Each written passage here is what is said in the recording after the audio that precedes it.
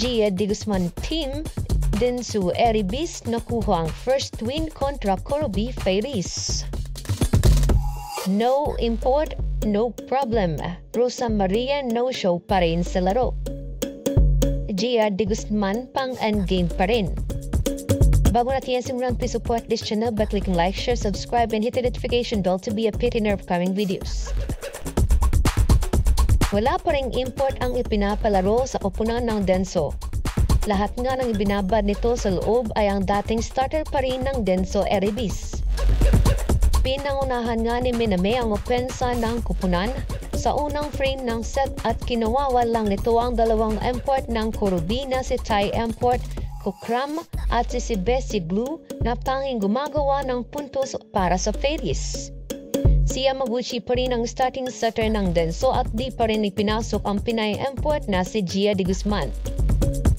Di nga muna ito ipinasok kahit alam naman na kayang talunin ng Denso ang Fairies ng madalian. Hindi nga napipigilan ng Corbie ang atake ni Minami at kahit ang mga atake ni Sakayaka at Asano sa middles ay napaka-deadly na rin. Nakuha nga ng Denso ang unang set sa score at 25-20. Sa ikalawang set nga ay hindi pa rin ipinasok ang import na si Rosa Maria sa koponan ng Denso. Same as Gia na wala pa rin show sa laro.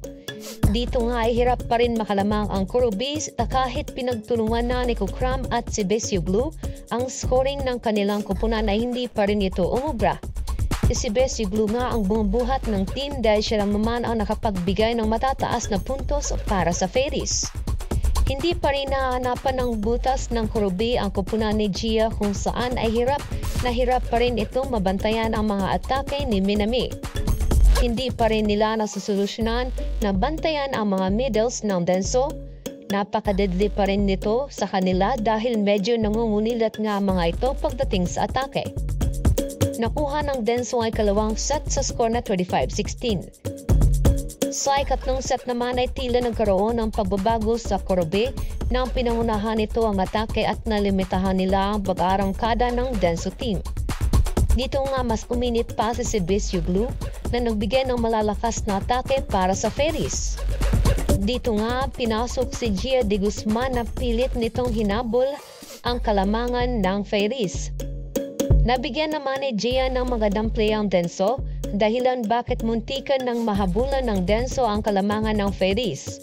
Magandang ball distribution nga agad ang naibibigay ni Gia at muntikan pang ma-comes from behind win na ang third set.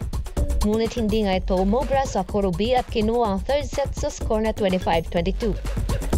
Sa set 4 naman ay tila bumalik na ang magagandang laro ng Denso. Muling nagpakawala ang open hitter nito na si Miname ng malalakas na spikes at muling binuhay ang laro ng Denso.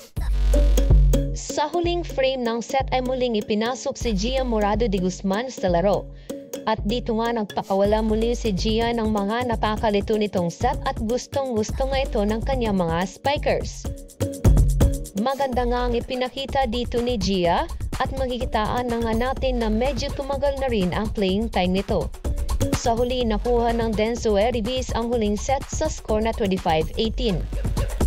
Isang magandang pangitain nga ito para sa ating Pinay import na dahan-dahan na itong ipinapasok sa loob ng court at binibigyan ito ng more playing time. Kahit pantapos lang ito sa laro, ay napakaganda na rin ito dahil habang tumatagal nga ay napapakita niyang she's still the best setter we have in the Philippines right now. Dito nga mas makikilala ng Japan team kung paano gumawa ng play ang isang Gia Morado. Bukod nga kay Gia, isa pang import ang hindi pa rin nabibigyan ng playing time. Ayon kasi sa bali-balita na bapa-injured ang isang import ng Denso na si Rosa Maria, kaya't hindi ito ipinapasok sa loob ng court. Ngayon nga ay dalawang laban na nga ang na-miss nito sa laro at hindi pa ito nakakapaglaro kasama ang Denso team. While now, Gia Morado still have a lot to showcase her talent. Dahil baka sa susunod nitong laban, ay tsak mas magaganda na ang laro nito at koneksyon sa kanyang mga spikers.